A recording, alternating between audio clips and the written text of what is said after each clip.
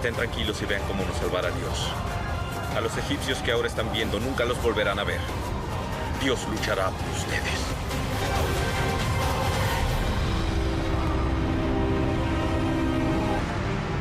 Levanta el cayado y extiende la mano sobre el mar.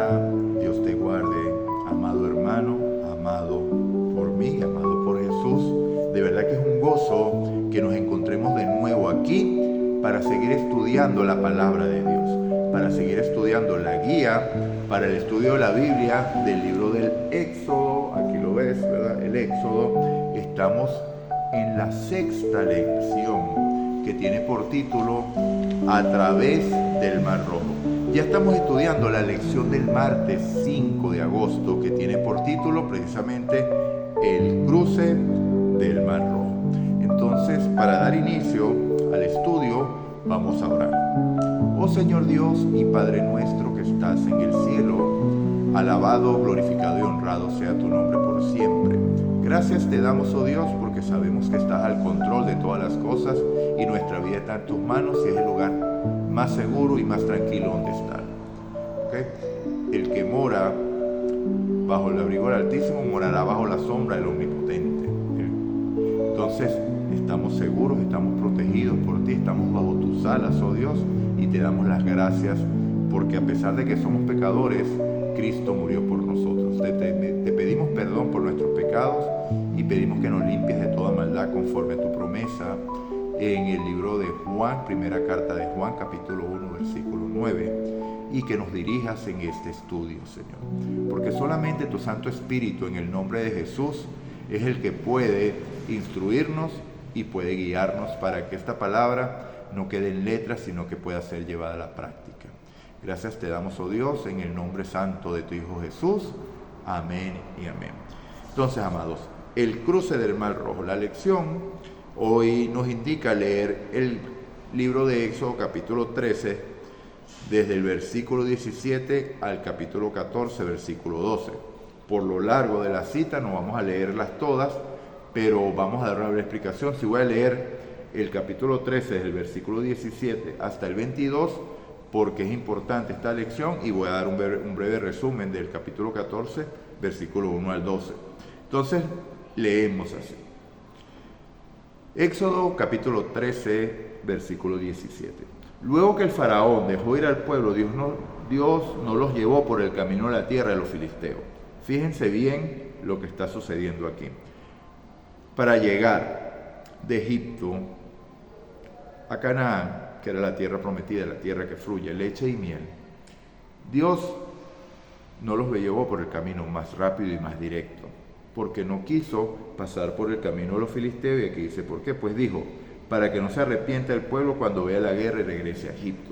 ¿Por qué? Porque Dios sabía que los filisteos le iban a ofrecer resistencia y el pueblo aún no estaba preparado para enfrentar esa prueba, porque aún tenían que ver, a pesar de que habían visto la mano de Dios con poder manifestarse, aún le faltaba pasar otras pruebas que iba a marcar o iba a revelar lo que realmente había en su corazón. Entonces voy a leer el versículo completo para que podamos seguir la secuencia. Éxodo capítulo 13, versículo 17. Luego que el faraón dejó ir al pueblo, Dios no los llevó por el camino en la tierra de los filisteos que estaba cerca, pues dijo Dios, para que no se arrepienta el pueblo cuando vea la guerra y regrese a Egipto. Fíjense lo que Dios está evitando. Versículo 18. Por eso hizo Dios que el pueblo diera un rodeo por el camino del desierto del Mar Rojo. Los hijos de Israel salieron de Egipto armados. Esta palabra me llamó a mí la atención. ¿Okay? Porque yo dije, cónchale, pero ya salieron armados. ¿Qué significa eso? Salieron con armas, con espada. Pero cuando nosotros leemos en Patriarcas y Profetas el capítulo El paso del Mar Rojo, cuando se explica el paso del Mar Rojo, explica que ellos no sabían de guerra, ni eran guerreros, ni estaban preparados, eran esclavos. Ellos no sabían absolutamente nada de guerra. Lo que significa esta palabra armados es que salieron no de manera desordenada, sino que salieron por escuadrones, por familias, como un ejército en batalla. ¿Okay? Salieron en orden, no de manera desordenada, no como que se acabó la esclavitud, vámonos corriendo cada quien, sálvese quien pueda, algo así, no, sino en orden. ¿Okay? Entonces, versículo 19, capítulo 13, versículo 19. Moisés tomó también consigo los huesos de José, el cual había hecho jurar a los hijos de Israel diciéndole, Dios ciertamente os visitará. Fíjense que aquí Josué reveló o Josué sí profetizó. ¿Ok? Porque Josué les dijo, ciertamente Dios os visitará y llevaré mis huesos de aquí con vosotros. ¿Qué fue lo que dijo José aquí?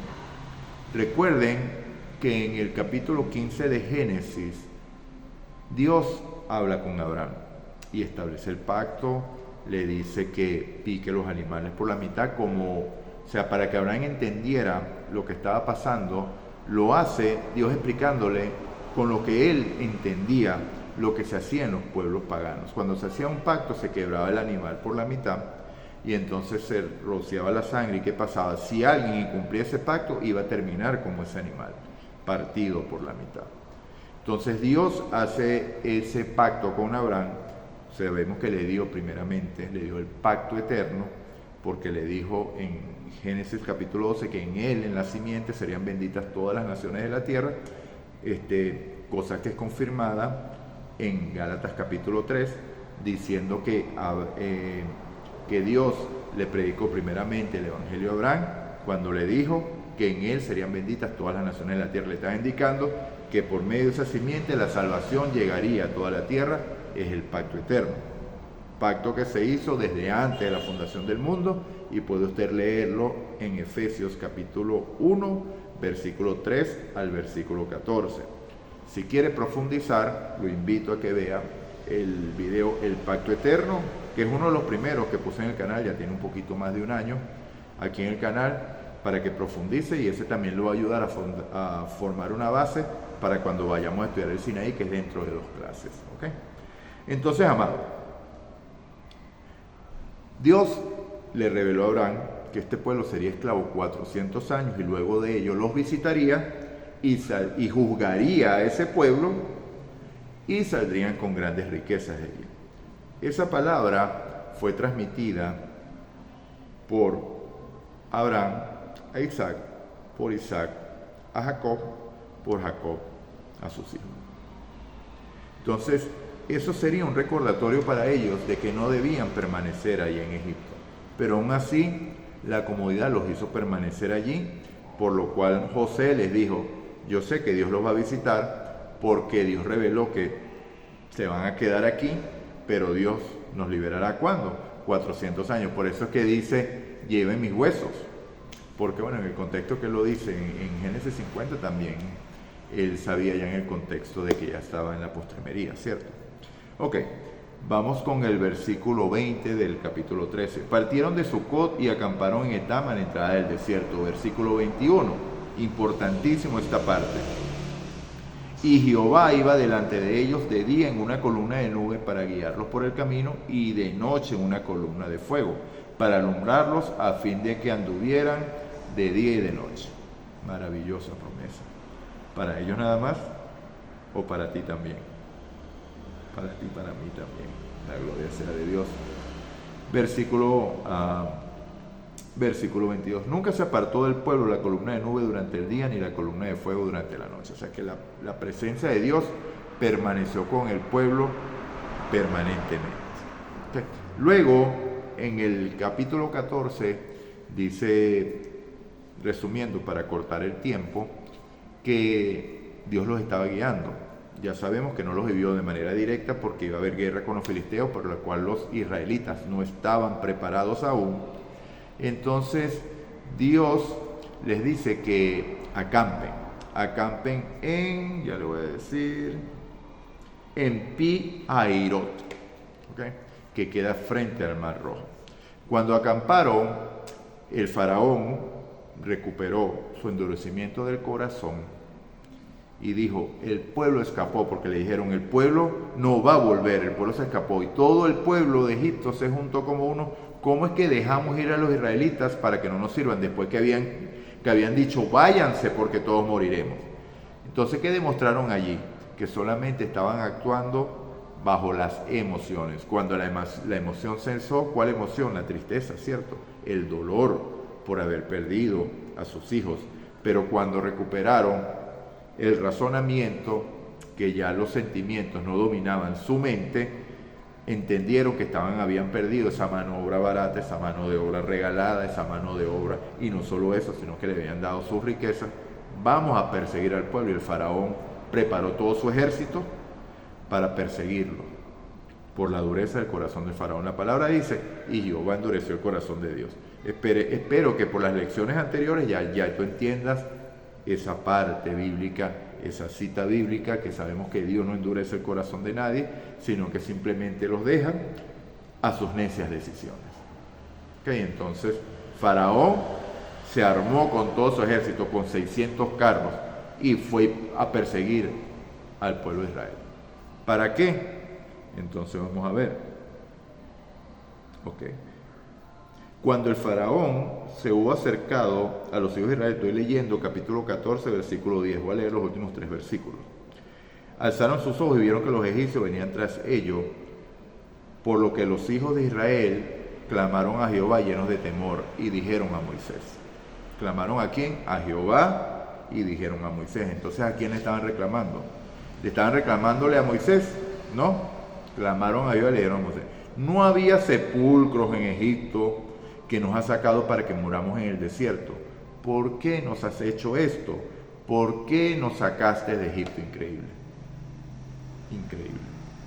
Ellos habían clamado por la dura servidumbre, por el oprobio que estaban sufriendo allá en Egipto, habían clamado a Jehová, esperando la liberación, y ahora que estaban libres le preguntan a Dios, ¿por qué nos sacaste de Egipto? Mi amado, ¿cuántas veces usted y yo respondemos lo mismo o actuamos de la misma manera? ¿Por qué, Señor? ¿Por qué a mí? Oh, Señor, ayúdame, dame paciencia, Señor. Y cuando estás en la prueba, Señor, ¿por qué a mí? Somos rápidos para señalar al pueblo de Israel. Uy, pero ese pueblo de Israel sí era incrédulo después que vieron las grandes cosas que hizo Dios en Egipto, con esas plagas maravillosas, cómo se abrió el Mar Rojo. Pero usted y yo, ¿acaso no actuamos de la misma manera? Y entonces dice, versículo 12, ya te lo decíamos cuando estábamos en Egipto, déjanos servir a los egipcios, porque es mejor servir a los egipcios que morir en el desierto. Y entonces ese clamor que hacían era ¿qué? Pero Dios iba a cumplir su palabra, y en medio de este clamor de gente que no pasó la prueba, por eso les dije que por eso los llevó Dios por el otro camino, porque ellos debían ver lo que realmente había en su corazón, una incredulidad. Recordemos que allí había una multitud mixta, que cuando estudiamos la salida de Israel en el libro Patriarcas y Profetas, la hermana Guay dice que los que incitaban a la rebelión y a la murmuración eran esta multitud mixta, egipcios, extranjeros, que no eran verdaderamente el pueblo de Dios, que no conocían realmente a Dios, que se unieron a ellos por temor de las señales y prodigios, pero que no habían conocido realmente a Dios. Y obviamente cuando llegaban este tipo de pruebas, clamaban: ahora el faraón nos va a matar a mí, que soy Egipto, porque me uní a este pueblo. Entonces, bueno, para continuar con la lección, vamos a leer aquí lo que dijo el autor. En armonía con las instrucciones dadas por Moisés, los israelitas salieron de Egipto como un ejército bien organizado, lo que le dije cuando decía armados. Los hebreos se dividieron en unidades y marcharon como un ejército. Más tarde, Balaam vio desde las colinas de Moab que Israel estaba acampado por tribus. Eso lo puede leer usted en Números capítulo 24, versículo 2. Mientras tanto, Moisés llevó consigo los huesos de José, lo que dije. Este es un detalle muy importante del texto y revela el cumplimiento de las promesas de Dios en respuesta a la fe de José, quien nunca perdió de vista la tierra prometida, aún en medio del esplendor y los privilegios de Egipto. ¿Dónde estaba el corazón de José? En la tierra cuyo arquitecto y constructor es Dios. En Canaán, no la terrenal, la celestial, pero dado que sabía que Dios iba a cumplir la promesa de meter a Israel en la Canaán terrenal, él dijo: yo quiero ir con ustedes. O sea, yo no, pues, porque un muerto nada sabe.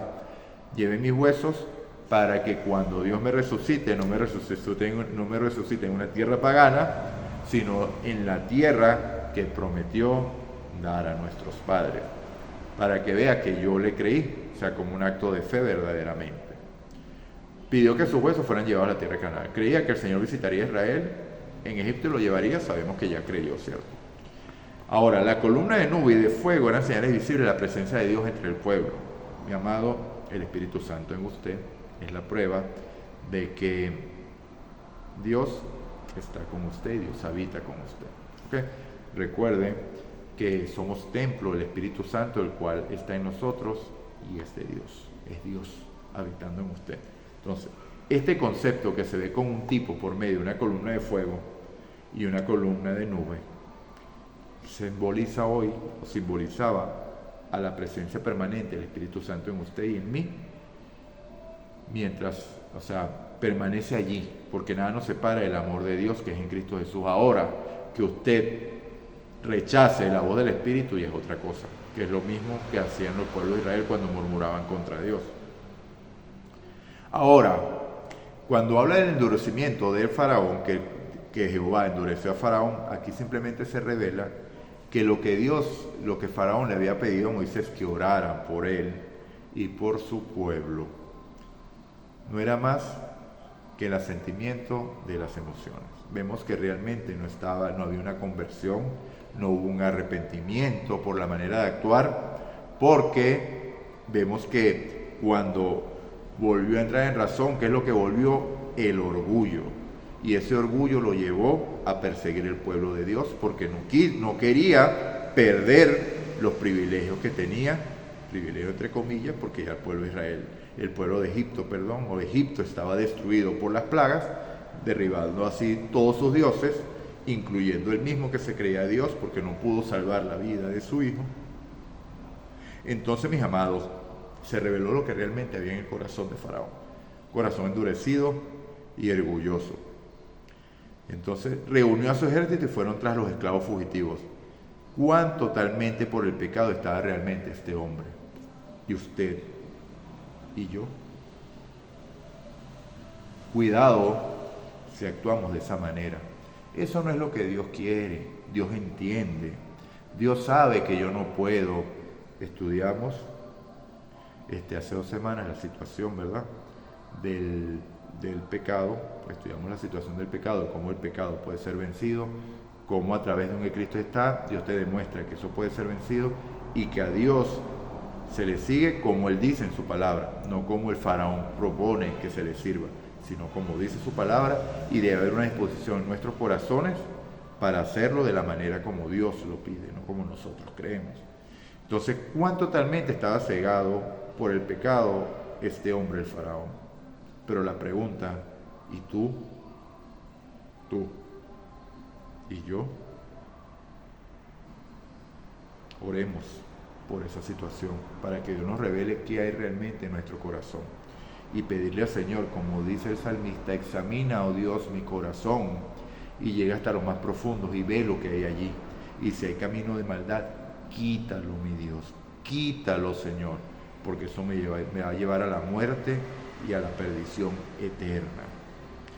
Aún después de haber visto manifestaciones tan dramáticas del poder de Dios, que incluyó el libramiento de sus hijos primogénitos, el pueblo seguía mostrando una asombrosa falta de fe. Cuando le dijeron a Dios, se lo expresaron a Moisés, ¿acaso no había tumbas en Egipto que nos sacaste a morir en el desierto? Entonces, ¿qué fuera aquí probado el pueblo para que saliera lo que realmente había en su corazón? ¿Qué había? Incredulidad. Habían visto 10 plagas, habían visto cómo sus hijos habían sido protegidas del ángel de la muerte por la sangre del cordero en los dinteles, y aún así hacen esta pregunta: ¿acaso no había sepulcro suficiente en Egipto para que nos saques a morir en el desierto? ¿No era esto lo que te decíamos cuando manifestábamos déjanos servir a los egipcios? Entonces, mi amado, hemos llegado al final de la lección de hoy.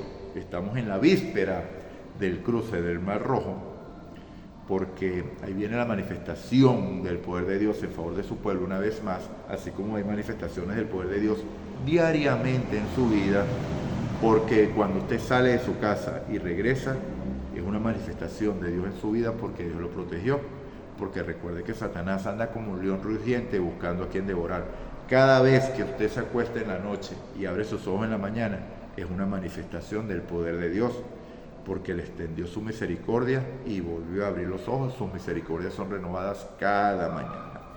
Entonces, mi amado, recuerda darle me gusta, la manito, compartir el comentario para que así esta lección pueda llegar a más personas. Lo va a hacer si le das me gusta, porque el algoritmo de YouTube lo va a llevar a otras personas, va a proponerlo para que lo vean a más personas, pero si tú lo compartes directamente, tú estarás predicando el evangelio a otra persona. Puedes compartirlo en grupos, puedes compartirlo a un familiar, puedes compartirlo a un amigo, a quien tú desees que alcance la salvación. Y si aún no has entregado tu corazón a Cristo, para mañana es tarde. Hoy es el día de salvación, hoy es el día de buena nueva. Muchas de las personas que se van a acostar esta noche a dormir no van a despertar. ¿Okay? Muchas de las personas que van a salir de su casa hoy a trabajar no van a regresar. Estoy hablando en un contexto global, mundial. Entonces, mi amado, es el momento que reflexiones y veas qué estás haciendo con tu vida y si estás perdiendo la oportunidad de entregar el corazón a Jesús. Me gusta, comparte y suscríbete si aún no estás suscrito, para que recibas esta lección o estudios y prédicas, porque el canal está lleno de enseñanzas y vamos a estar enseñando un poco más. Pronto voy a estar dando un estudio sobre sofonías. Creo que lo voy a predicar, más bien una prédica. Vamos a ver la próxima vez que predique, creo que voy a predicar ese tema si Dios lo aprueba, porque cada prédica debe ser dirigida por Dios, no por lo que yo piense. O si no, un estudio, que sí lo podría hacer por aquí, y los sellos también. Un estudio pronto va a ser hecho de los sellos. Entonces, para completar, vamos con las preguntas del día de hoy. Primera pregunta: ¿quién guiaba el pueblo al salir de Egipto? Maravillosa la respuesta. Segunda pregunta: ¿los llevó Dios por el camino más directo? ¿Y por qué?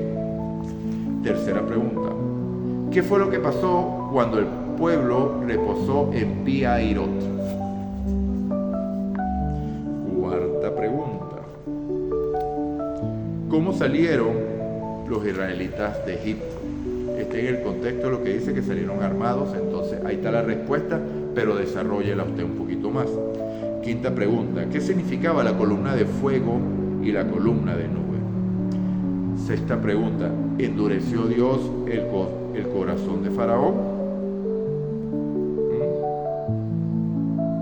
¿Quién lo endureció? Ya usted debería tener la respuesta rápida y sencilla. Y séptima pregunta: ¿qué demostró el pueblo en la prueba. ¿Cuál prueba? Cuando vieron que el faraón lo seguía y lo que estaba enfrente era el mar rojo. Bueno, mi amado, hemos llegado al fin de la lección el día de hoy. Dios te bendiga, Dios te guarde y recuerda, si escuchas hoy su voz, no endurezcas tu corazón como en la provocación. No seas como el faraón. Oremos. Señor Dios y Padre nuestro que estás en el cielo, alabado, glorificado y honrado sea tu nombre.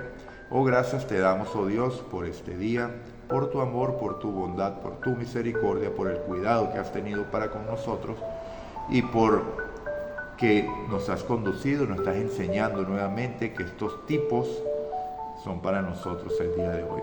Todas estas cosas acontecieron y están escritas para amonestarnos a nosotros que hemos alcanzado el fin de los tiempos, oh Dios, como lo dice tu palabra en 1 Corintios capítulo 10. Oh Padre, te pedimos perdón por nuestra incredulidad, te pedimos perdón por nuestros pecados y que nos limpies de toda maldad. Guíanos, Padre, y no nos quites tu Santo Espíritu, que tu Santo Espíritu siga creciendo en nosotros para que podamos caminar en obediencia y en santidad, para que podamos tener ese encuentro contigo por la eternidad. Gracias te damos, oh Padre, por tu palabra, y esto lo decimos es en el nombre de Jesús. Amén y amén. Dios te bendiga, Dios te guarde, amado hermano, y recuerda, Maranata, Cristo viene. Estamos en tiempos solemnes, la venida de Cristo es hoy inminente y está más cerca que cuando creímos. Es tu derecho a no creerlo, pero es mi deber anunciarlo. Maranata.